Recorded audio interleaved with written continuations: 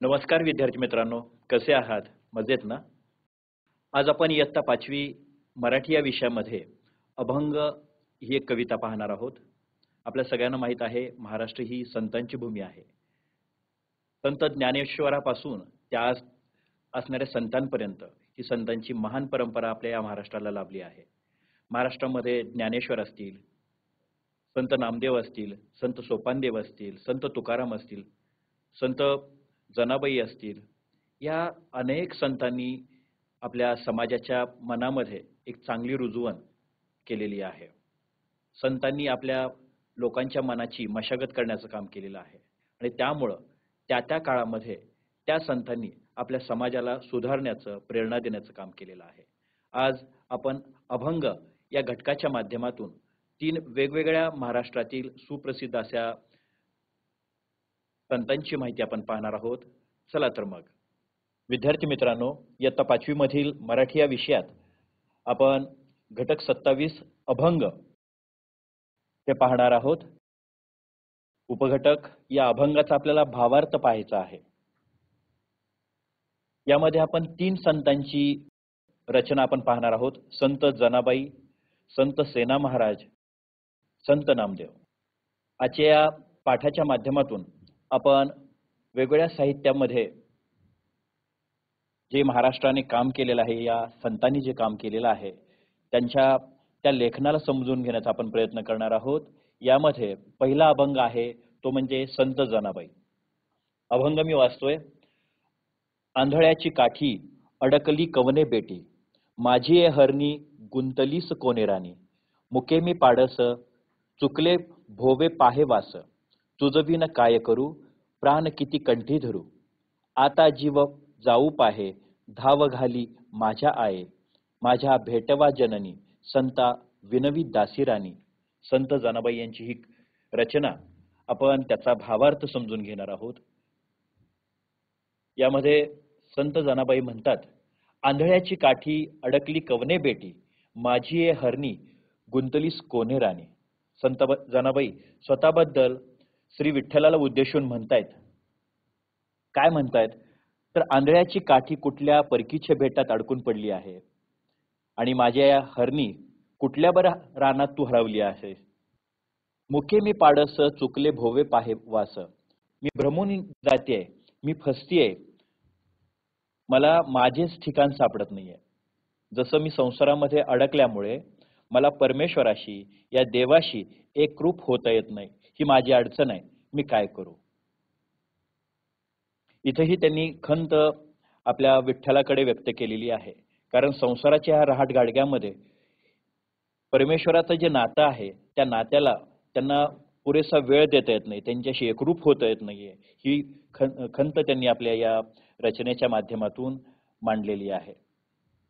यानंतर आता जीव जाऊ पाहे धाव घाली माझे आये, माझी भेटवा जननी संता विनवी दासी जनी. काय म्हणतात बघा, संत जनाबाई म्हणतात, आता माझा जीव जाईल, तू माझी आई आहेस, मला या भाऊपाशातून सोडवण्यासाठी तूच धावते, कारण मला या संसारातून तूच मोकळ करू शकतेस, तू ते कर. संत जनाबाई या संतांना विनवत आहे की माझ्या आईला म्हणजेच श्री विठ्ठलाला मला भेटवा, कारण या भेटीसाठी मी खूप खूप आतुर झालेली आहे. बघा, संत आणि देवाचं नातं कसं आहे बघा. एक अतूट असं नातं आहे, अभंग असं नातं आहे. अभंग म्हणजे काय तर, अभंग म्हणजे जे न भंगणार.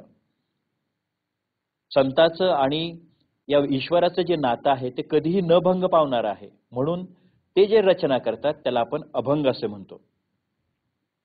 यानंतर पाहूया संत सेना महाराज. संत सेना महाराज हे देखील महाराष्ट्रातील एक सुप्रसिद्ध असे संत होऊन गेलेले आहेत. समाजाला चांगले वळण लावणं, समाजाकडून देवाच्या प्रती असलेला भाव सगळ्यांच्या मनामध्ये जागृत करणं, हे काम त्यांनी केलेलं आहे. त्यांची रचना आपण पाहूया.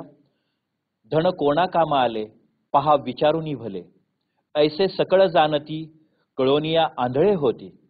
स्त्रिया पुत्र बंधू पाही त्याचा तुझा संबंध नाही, सखा पांडुरंग विन सेना म्हणे दुजा कोण. संत सेना महाराज.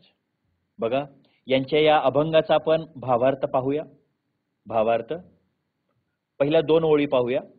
धन कोणा कामा आले, पहा विचारणी भले.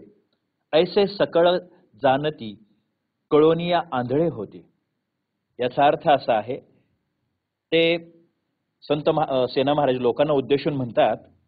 काय म्हणतात? भल्या भल्या माणसांना नीट विचारून बघा. म्हणजे जी माणसं मोठी आहेत, ज्यांच्याकडे भरपूर पैसा आहे, संपत्ती आहे, अशा माणसांना जाऊन तुम्ही विचारा की ज्यांच्याजवळ भरपूर पैसा आहे, अशा सर्व माणसांना विचारून बघा की धनसंपत्ती कुणाची उपयोगी पडली आहे का? कारण ही धनसंपत्ती, ही दौलत, ही नाशवंत आहे. कधी ना कधी ती संपणार आहे, कधी ना कधी तिचा नाश पावला जाणार आहे. आणि ती जोवर आपल्याकडे असेल तोपर्यंतच आपल्याकडे ती आपल्या उपयोगी पडणार आहे. आज असेल, उद्या नसेल. परंतु हे सगळं माहीत असताना देखील आपण सगळं जाणून सुद्धा एका आंधळ्या व्यक्तीसारखं करतोय. ह्या सगळ्या गोष्टी माहीत असून सुद्धा सगळेजण आपण आंधळ्यासारखं वागतो, असं संत सेना महाराज म्हणतात. पुढच्या ओळी पाहूया. स्त्रिया पुत्र बंधू पाही, त्याचा तुझा संबंध नाही. सखा पांडुरंगा विन, सेना म्हणे दुजा कोण. संत सेना महाराज. याचा भावार्थ पाहूया. बायका, मुलं, भाऊ बहीण यांचं नातं सुद्धा एक क्षणिक नातं आहे. कारण काही क्षणामध्ये हे सगळं संपणार आहे. कुणीही या जगामध्ये आलेला कायम या ठिकाणी राहणार नाहीये. आलेल्या माणसाला कधी ना कधी या जगाचा निरोप घ्यावा लागतो. कधी ना कधी आपल्याला हे जग सोडून जावं लागतं. त्यामुळं आपला कुणाचा देखील कोणाशी संबंध नाही. फक्त जो संबंध आहे तो श्री विठ्ठल या माझ्या सख्याशी आहे. माझ्या या श्री विठ्ठलाशिवाय मला दुसरा कोणीही नाही, असं संत सेना महाराज म्हणतात. म्हणजेच सेना महाराजांचं आणि या विठ्ठलाचं जे अतूट नातं आहे, त्यांनी त्या अभंगांच्या आपल्या ओव्यामधून, अभंगांमधून ते मांडत आहेत. आपल्या लोकांच्या समोर ते आपले विचार सांगत आहेत. यानंतरचे आणखी एक महत्त्वाचे संत, ज्यांना महाराष्ट्रात नव्हे तर भारतामधील अनेक राज्यांमध्ये त्यांचं नाव लौकिक झालेलं आहे.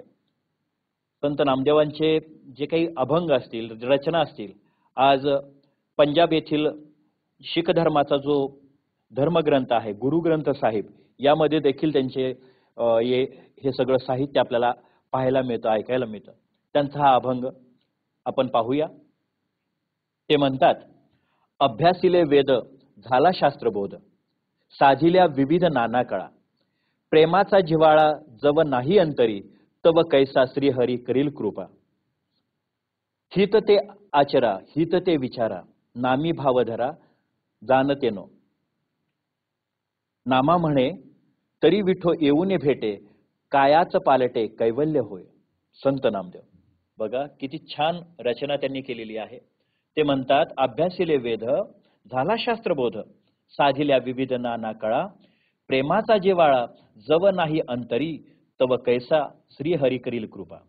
अर्थात संत नामदेव म्हणतात, वेदाचा अभ्यास केला, सर्व ज्ञानाचं आकलन केलं आणि त्यामुळं आज मला विविध कौशल्य प्राप्त झालेत. आणि हे सर्व मला फक्त वेदांचा अभ्यास केला म्हणून झालं. मनामध्ये जर प्रेम नसेल, माया नसेल, तर परमेश्वर कसं काय बरं आपल्याकडे येईल, आपल्यावरती कृपा करेल, असं ते म्हणतात. म्हणून हे रचना त्यांनी आपल्यासमोर मांडलेली आहे. पुढचे जे वाक्य आहेत किंवा रचना आहे त्यामध्ये हित ते आचरा, हित ते विचारा, नामी भाव धरा जान तेनो. नामा म्हणे तरी विठो येऊनी भेटे, कायाच पालटे कैवल्य होय. अर्थात परमेश्वराचं नामस्मरण करताना प्रेमाचा विचार मनामध्ये आणा, सर्वांच्या कल्याणासाठी झटा, सर्वांच्या चांगलेपणासाठी झटा, जाणतेपणानं वागा, कुठल्याही चुका करू नका.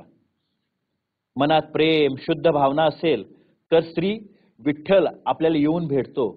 आपल्या मनाचा कायापालट होतो, आपल्या मनामध्ये आमूलाग्र असा बदल होतो. आपल्याला परब्रह्म भेटल्याचं सार्थक आपल्याला या निमित्तानं मिळतं. म्हणून आपण हे काम केलं पाहिजे, याच्यातच आपले कल्याण आहे, असं संत नामदेव म्हणतात. पहा, या तिन्ही संतांच्या माध्यमातून एक गोष्ट आपल्या लक्षात आली. संत नामदेव असतील, संत सेना महाराज असतील, संत जनाबाई असतील, या तिघांच्याही रचनेतून एकच लक्षात येतं, ते म्हणजे त्यांचं ईश्वराशी असलेलं अभंग नातं, न तुटणारं नातं, त्यांचं देवावर असलेला विश्वास, देवाबद्दल असलेली भावना, देवाबद्दल असलेला भाव, प्रेम, हे त्यांनी आपल्या या रचनेच्या माध्यमातून मांडलेलं आहे. आणि या तिघांनीच नाही तर संत तुकाराम असतील, संत ज्ञानेश्वर असतील, समर्थ रामदास असतील, अनेक असे संत होऊन गेलेत ज्यांनी लोकांच्या मनामध्ये भक्तीची प्रेरणा जागवलेली आहे, लोकांना एकत्र केलेलं आहे, धर्माविषयी प्रेम जागृत केलेलं आहे.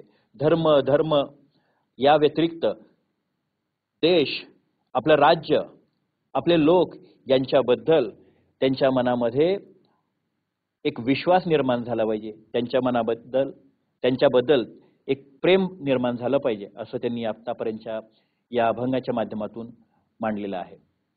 एक मी उपक्रम तुमच्यासाठी या ठिकाणी देणार आहे. आता आपण 3 संतांची माहिती पाहिली. हा उपक्रम तुम्हाला आता मी देणार आहे. जो उपक्रम तुम्ही करायचा आहे त्यामध्ये तुम्हाला मी इथे देतोय संत तुकाराम, संत ज्ञानेश्वर यांचे अभंग, यांच्या रचना तुम्ही संकलित करा.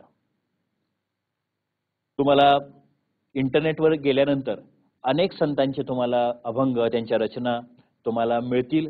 त्या तुम्ही संकलित करायच्या आहेत. एका कागदावरती त्या सुलेखनामध्ये आपल्याला उतरवायच्या आहेत. आणि आणखी एक तुम्हाला उपक्रम देतोय.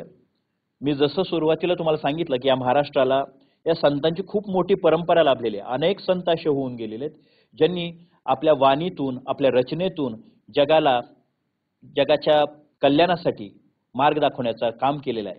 अशा महाराष्ट्राला लाभलेल्या संतांची ही जी परंपरा आहे याबद्दल तुम्ही थोडक्यामध्ये आपल्या भाषेमध्ये निबंध लिहिण्याचा प्रयत्न करा. हे 2 उपक्रम तुमच्यासाठी मी या ठिकाणी देऊन टाकतोय. तुम्ही नक्कीच या उपक्रमांना पूर्ण कराल. विद्यार्थी मित्रांनो, मी आता तुम्हाला संत नामदेव असतील, संत सेना महाराज असतील आणि संत जनाबाई असतील यांच्या ज्या रचना आहेत, त्यांचे जे अभंग आहेत, त्यांचा भावार्थ मी तुम्हाला सांगितला. नक्कीच तुम्हाला हा भावार्थ कळाला असेल. कारण भावार्थ याचा अर्थ असा आहे की जी भावना त्या लेखनाच्या पाठीमागे दडलेली आहे ती समजून घेण्याचा प्रयत्न आपण या निमित्ताने केलेला आहे. नक्कीच तुम्ही या संतांच्या संदर्भात सगळ्या गोष्टी समजून घेतला असाल. तुम्हाला ह्या सगळ्या गोष्टी कळल्या असतील. जे 2 उपक्रम मी तुम्हाला दिलेले आहेत ते देखील आपण सगळ्यांनी या ठिकाणी पूर्ण करायचे आहेत. आणि आपला जो अभ्यास आहे तो पूर्ण करायचा आहे. आजच्यासाठी इतकंच. मी या ठिकाणी थांबतो. खूप खूप धन्यवाद.